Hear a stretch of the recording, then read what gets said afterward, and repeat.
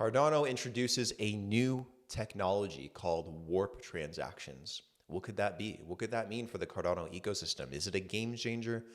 What are warp transactions? We're going to talk about that today. Welcome back to the Blockhash podcast channel. Let's talk crypto. Make sure to check out our sponsor, NITROBETTING. They are the best Bitcoin betting site online where you can wage in typical casino games, ranging to video games, all the way to sports books, to racing, you name it. It's a blast. Go to nitrobetting.eu to check it out. All links in the description below.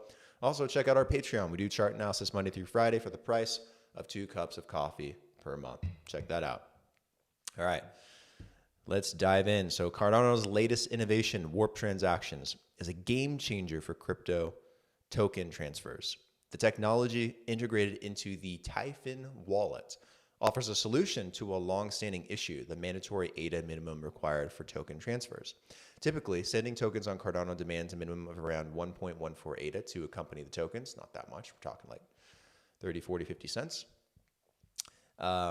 To safeguard against spam and attacks. Warp transactions, however, let you sidestep this requirement. So how does it work? To grasp a warp transaction, you need a basic understanding of UTXOs. In essence, transactions are constructed, signed, and then broadcast on the network. Warp transactions are a special breed of UTXO transactions. They employ multi-signature technology and function without smart contracts. Both the sender and receiver sign the transaction, making it a collaborative effort. Warp transactions are exclusive to Typhon wallet users. Either party can cancel or reject the transactions. Tokens are temporarily locked until the transaction is complete or canceled. Transactions expire after 24 hours if the receiver does not sign. Here's where Typhon wallet pulls a rabbit out of its hat. It uses the receiver's UTXOs to cover the minimum ADA requirements. In layman's terms, the receiver wallet foots the ADA bill, sparing the sender any extra expense. Sounds like PayPal.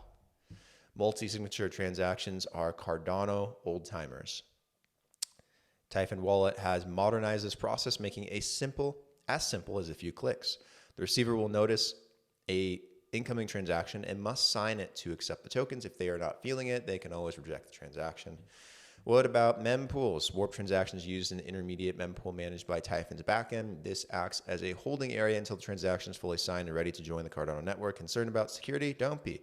This is no different from how light wallets or other infrastructure handles transactions. So in essence, a warp transaction, all it really does is allow you to avoid that ADA fee that you have to pay when you send a transaction. Now, is it worth it? That's a good question.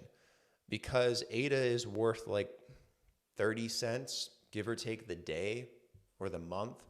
So 1.14 ADA is really not going to cost you a whole lot if that's the fee for the transaction. I don't know if that like scales up if you send like hundreds of thousands of dollars or something, but I don't know.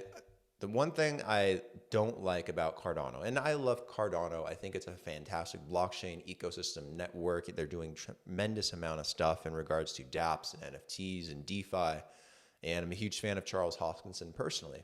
But one thing I don't like about Cardano is that they focus on technology that doesn't really need to exist. At least I don't see the value in a warp transaction. It sounds cool, but who cares about 30, 40 cent fee? It's better than sending Bitcoin and having to pay a $10, $20 fee, or buying an NFT on Ethereum and it costs $100 in just fees on top of how much it costs. So I don't know, maybe this applies to other wallets and other ecosystems. Maybe this could be a solution people can mimic and maybe copy over that could be very helpful. But for a Cardano transaction, I don't know if it makes a big difference. That's totally up for you guys to decide. I think it's interesting to cover, but now that I've read into it and we've looked at this together, I don't know, just kind of a fluff piece. But news is news. Let me know what you think about warp transactions. Maybe I'm missing something. Maybe there's a really strong use case for this at some point. So let me know what you think. Comment your thoughts down below. Like, share, and make sure to subscribe to the channel if you haven't already. If you have, thank you so much. You guys are the best. More episodes, more videos coming tomorrow. See you tomorrow. Cheers.